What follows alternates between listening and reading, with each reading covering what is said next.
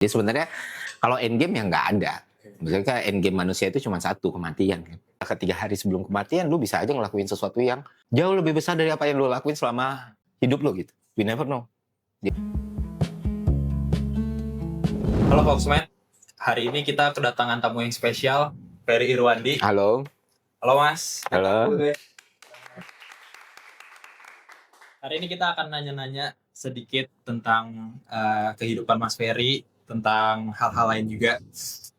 Oke, jadi dari banyaknya Bang Ferry hal-hal yang udah banyak Bang Ferry lakuin, kayak Bang Ferry bikin buku, Bang Ferry ngajar di sana sini, Bang Ferry bahkan bantu donasi untuk banyak bencana. Nah, pertanyaan kita adalah apa endgame dari semua hal yang Bang Ferry lakuin ini? Apa sebenarnya tujuan utamanya? Hasil akhir dari semua hal apa Bang Ferry lakukan ini buat apa? Kalau endgame sih nggak ada ya. Kalau endgame, kalau kecapai terus gimana? Jadi kalau tujuan, kalau secara belak-belakan untuk ngomong ya tujuan, ya gue ngerasa the path sama jalan yang gue tempuh ya sekarang yang emang bisa bikin gue nyaman, bisa bikin gue tidur tenang adalah hal yang gue lakuin sekarang gitu. Dan itu bisa memenuhi keinginan gue, memenuhi desire yang ada di kepala gue, dan gue ngerasa harus kayak gini nih, makanya gue lakuin gitu. Karena kalau balik lagi, pertama tentu internalitas kita seperti apa dalam melakukan sesuatu, dan gue ngerasa hidup gue bisa punya meaning untuk diri gue sendiri ketika gue melakukan hal-hal yang tadi disebutin. Jadi sebenarnya kalau endgame ya nggak ada. Maksudnya kan endgame manusia itu cuma satu, kematian kan. Nah, satu minggu sebelum kematian, bahkan 3 hari sebelum kematian, lu bisa aja ngelakuin sesuatu yang jauh lebih besar dari apa yang lo lakuin selama hidup lo gitu. We never know. Jadi nggak ada endgame, dan kenapa gue ngelakuin hal kayak gini, karena gue ngerasa hidup dengan melakukan hal seperti ini. Dan kalau turunannya ya bisa banyak bermanfaat buat orang lain, bisa punya kontribusi dalam perbaikan peradaban atau lain sebagainya. Itu kan banyak tuh turunannya. Intinya seperti itu. Berarti gak fokus sama output, yang penting apa yang dikerjain sekarang, ya senang aja gitu Bang Ferry ngelakuin. Justru sebaliknya, hal yang bikin gue senang adalah ketika output itu outcome-nya ada. Oke. Jadi nggak fokusnya ke situ ya, fokusnya ke prosesnya. Bukan, ya proses juga, tapi justru proses itu di stage hidup gue sekarang ya.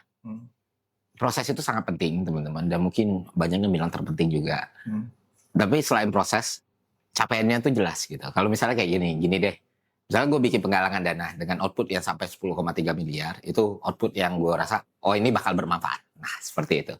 Tapi kan yang jadi arti dari apa yang dilakuin itu kan bukan cuma proses menuju penggalangan dananya, tapi apa yang tercapai dari yang kita lakuin. Jadi outputnya penting, prosesnya penting. Intinya dari gue sendiri dan eksternal dan apa yang pengen gue lakukan itu tercapai gitu. Misalnya gue bikin beasiswa. Ketika gue bikin beasiswa, gue seneng tuh. Ketika mahasiswanya lulus gitu. Ketika mahasiswanya bisa meneruskan pendidikan lebih tinggi lagi gitu. Ketika gue bikin sekolah, gue seneng tuh. Anak-anak bisa sekolah lagi dengan itu gitu. Atau ketika gue menerima tawaran untuk ngajar di berbagai kampus, gue seneng tuh kalau apa yang gue sampaikan itu ada added value buat mereka gitu. Ngomongin soal beasiswa Mas, kan udah banyak nih yang dikasih oleh Mas secara pribadi dan juga oleh Malaka. Penerimanya juga banyak. Gimana kalau salah satu penerima beasiswa ini ternyata tidak memanfaatkan beasiswanya dengan baik? Maksudnya? Malah backfire ke Mas sendiri. Misal kita pakai kasus yang mungkin lagi ini sekarang. Misalnya salah satu penerima Mas malah melakukan hal-hal yang melawan hukum. Terus setelah di track ternyata dia adalah penerima beasiswa dari Ferry Irwandi. Oh, kalau supaya teman-teman, tanggapan Mas gimana? Supaya teman-teman ketahui, ketika gue ngasih beasiswa ada term dan turn, hal yang mendetail lah, dimana keadaan beasiswa itu tidak berlaku lagi ketika mereka melakukan beberapa hal gitu, dan itu udah kita pikirin dari awal. Jadi sebenarnya mengacu sama aturan dan kesesuaian yang ada, seharusnya mereka tahu resikonya gitu. Dan gue kan bukan tipe orang yang bakal ngeribetin itu ya. Artinya ketika lu nggak sesuai nih dengan apa yang diharapkan dari perjanjian kita gitu, lu nggak melakukan ini, lu melakukan ini, ternyata lu melakukan ini, ya berarti lu siap dengan konsekuensinya. Salah satu konsekuensinya ya beasiswa lu dicabut. Ada konsekuensi lain? Banyak. Makanya menerima beasiswa itu kan bukan cuma menerima uang dan bantuan ya, tapi ada responsibility di situ. Dan tentu itu kita pikirkan. Justru itu salah satu hal paling kita pikirkan dari awal. Melawan hukumnya apa kalau bentuknya kriminalitas atau hal-hal yang buruk atau hal-hal yang tidak sesuai dengan aturan, pasti kita cut lah. Sesuai dengan perjanjian dan nggak datang di kemudian hari gitu. Dari semua yang Bang Ferry lakuin ini, kita tuh ngelihat kan Bang Ferry punya anak 2 ya, Iya. Kirana sama Gama. Terus Iya. Kirana tuh kita lihat lucu banget, dia bisa main catur sekarang kan, terus dia apa lagi ya? Bisa gambar ya, gambar. Terus si Gama main pedang-pedangan lah. Iya. Kita tuh pengen tahu dari semua hal yang Bang Ferry lakuin ini, legacy apa sih yang ditinggalkan untuk anak-anak Bang Ferry? Nggak tahu. Oh nggak tahu. Ya kan gue masih hidup ya. Tapi maksudnya kayak apa gitu? Maksudnya Bang Ferry menyiapkan apa gitu untuk anak-anak Bang Ferry? Atau kayak Gue lebih malah mikirinnya tuh lebih sifatnya material ya, kayak ya gue nggak mau jadi orang tua yang nyusahin aja nantinya gitu. Yang gue persiapkan awal adalah ya biaya pendidikan mereka, biaya kesehatan mereka, hidup mereka, tiket pesawat mereka kalau mau pergi, atau mereka nggak harus mikirin untuk beli rumah lagi atau nyari apa ya. Gue ngerasa karena mereka nggak lahir dari kehendak mereka sendiri gitu ya, ada responsibility yang harus gue tanggung gitu. Masalah legacy ya biarkan mereka mendefinisikannya sendiri. Bisa jadi mereka melihat gua itu beda dengan cara lu ngeliat gua gitu. Bisa jadi legacy yang gua tinggalkan, yang mana gua nggak maksudkan, itu melekat di mereka gitu. Ya maka mungkin gua nggak sadar gitu. Atau juga bisa jadi sebaliknya, gua pengen ninggalin ini tapi nggak kerasa di mereka. Jadi daripada berkutat dengan hal-hal seperti itu, gue ngerasa yang paling pertama tuh gue memenuhi tanggung jawab gue sebagai orang tua dulu. Sampai mereka masa dewasa, yang gue inginkan adalah mereka nggak harus mikirin apa-apa gitu. Mereka bisa sekolah di tempat yang mereka mau, mereka bisa beli sesuatu yang mereka mau. Bisa ya, bukan berarti pasti gitu kan. Karena terbeli atau tidak kan keputusan gue akhirnya. Ini bisa bermanfaat atau enggak, ini itu kan pertimbangan gue nanti. Cuman mereka nggak akan ada halangan-halangan yang mungkin dulu nggak bisa gue dapetin. Nah intinya seperti itu gitu. Jadi kayak pilihan hidup gue, mereka bisa jauh lebih luas lagi, akses mereka lebih gede lagi. Dari itulah alasan kenapa gue melakukan hal yang gue lakukan gitu. Termasuk salah satunya bekerja. Berarti pada akhirnya mereka yang mutusin mau gimana, Bang Ferry cuman provide mereka aja. Iya. Kalau legacy gue sih sebagai orang tua ya, gue akan lebih bangga. Gue akan lebih seneng kalau warisan yang gue tinggalkan itu rumah, emas, uang ke anak gue.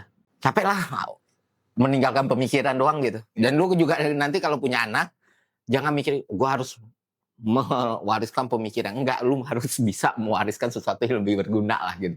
Nah, tapi itu balik lagi, tiap orang beda ya. Jadi kalau ditanya legacy apa yang mau ditinggalkan ya rumah, mobil, tabungan, nah itu sih. Iya, yang penting mereka terpenuhi lah. Oke Mas, sekarang ke pendidikan. Kita kan mahasiswa, sedikit lagi mau kerja masuk ke dunia industri.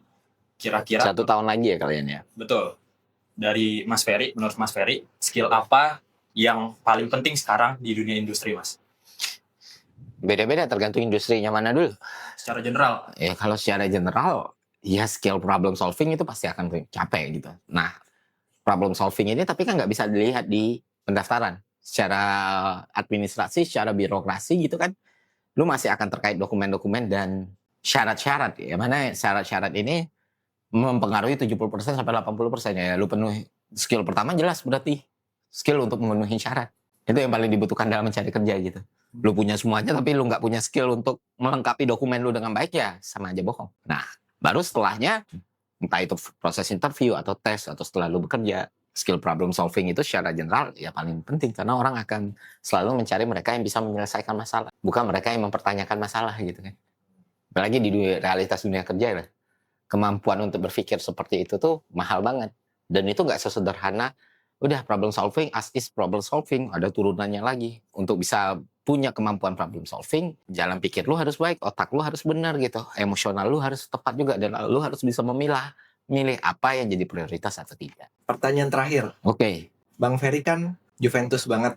Oke. Kalau misal Gama tiba-tiba gedenya fanbase garis keras AC Milan. AC Milan, oke. Itu kan bukan hanya sama Ferry. Oke, silakan. Kenapa? Lebih jago bola. Kalau misalnya kayak gitu, Mas gimana? Apakah Mas membebaskan pilihan anak Mas atau Mas tipe orang tua ya? Kayaknya kalau ini harus sama. Oke, kalau AC Milan tuh asal jangan Inter ya. Asal jangan Inter Milan ya. Tapi AC Milan juga masalah, tapi jangan Inter Milan Kalau aja. Bayern Munchen nggak apa-apa. Nah, itu bebas lah. Tapi kalau misalnya sampai Inter Milan gitu ya, ada yang salah, gue ngedidik berarti ya ada kayak gitu. Bukan berarti gue ngelarang gitu. Karena keluarga gue juga Inter Milan semua, tiba-tiba gue jadi Juventini. Cuma ya bakal seru aja. Nggak masalah sih basically, cuman salahnya lo ke anak gue. Salah aja ya. Ya kayak keluarga gue ngapa jadi Juventini. Baik. Oke. Itu aja sesi wawancara kita sama Ferry Irwandi. Makasih banyak Thank you. datang sini udah mau tanyain. See you next time di Fox Talk selanjutnya. Bye. Bye.